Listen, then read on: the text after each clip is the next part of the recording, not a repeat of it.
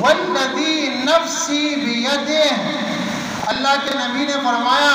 قسم ہے اس ذات کی جس کے ہاتھ میں میری محمد صلی اللہ علیہ وسلم کی جان ہے، لقلوب فم الصائم، روزہ دار کے منہ کی بو اطیب عند اللہ تعالی من ریح المسک، اللہ تعالیٰ کے نزدیک مشک اور کستوری کے خوشبو سے زیادہ پسندیدہ اور پاک ہے۔ یترک طعامہ وشرابہ وشہوتہ من اجلی، اللہ فرماتا ہے میرے اس بندے نے اپنا کھانا چھوڑ دیا ہے، پینا چھوڑ دیا ہے، اپنے شہوات چھوڑ دیے ہیں، من اجلی، میری وجہ سے، میرے حکم پر عمل کرتے ہوئے اس نے کھانا پینا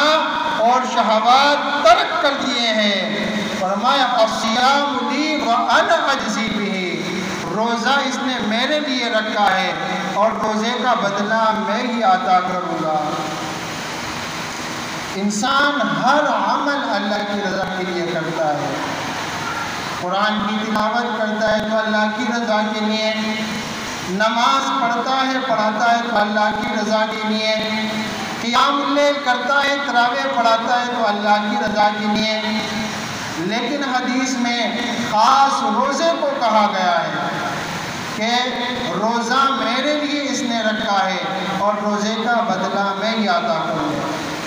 مطلب یہ ہے کہ دیگر جو اعمال ہیں ان کے اجر و ثواب بتا دیے گئے ہیں۔ وہ قرآن کی تلاوت کرو گے تو ایک ایک حرف پر اتنی نیکیاں ملتی ہیں، اسی طرح نماز پڑھو گے تو اس کا اتنا اجر و ثواب ہے، صدقہ اور خیرات دو گے تو اس کا اتنا اجر و ثواب ہے، لیکن روزے کا اجر و ثواب اللہ رب العالمین نے کسی کو نہیں بتایا۔ ایک اس وجہ سے، دوسری بات یہ ہے کہ دیگر اعمال جو ہے وہ لوگ دیکھ رہے ہیں، اس میں دکھاوا بھی ہو سکتا ہے، لیکن روزے میں دکھاوا نہیں ہو سکتا۔ آپ تنہائی میں بھی ہیں لیکن آپ نے روزہ رکھا ہے، کھاتے پیتے نہیں، کیونکہ آپ کو پتہ ہے میرا روزہ ہے، کوئی بھی نہیں دیکھ رہا لیکن اللہ دیکھ رہا ہے۔ آپ نے اللہ کی رضا کے لیے روزہ رکھا ہے۔ دیگر نیک اعمال لوگوں کے سامنے آپ کرتے ہیں، تنہائی میں جا کر نہیں کرتے، لیکن روزہ ایسی عبادت ہے کہ وہ لوگوں کے سامنے تب بھی آپ کا روزہ ہے، تنہائی میں ہو تب بھی آپ کا روزہ ہے۔ تو اس لیے فرمایا الصیام لی وانا اجزی بہ، روزہ میرے لیے ہے اور میں ہی روزے کا بدلہ دوں گا۔ اسی طرح شارحین نے یہ بھی تشریح کی ہے کہ دیگر سارے اعمال بھی اللہ کی رضا کے لیے ہے، روزہ بھی اللہ کی رضا کے لیے ہے، پھر روزے کی تخصیص کیوں کی گئی؟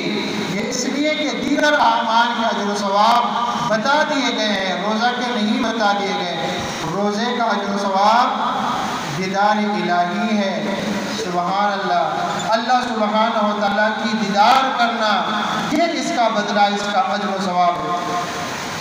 اور دیگر جو نیک اعمال ہے والحسنۃ بعشر امثالها، دیگر جتنی بھی نیکیاں ہیں وہ اصل نیکی کے 10 گنا کا اجر و ثواب ملتا ہے، اور اللہ رب العالمین چاہے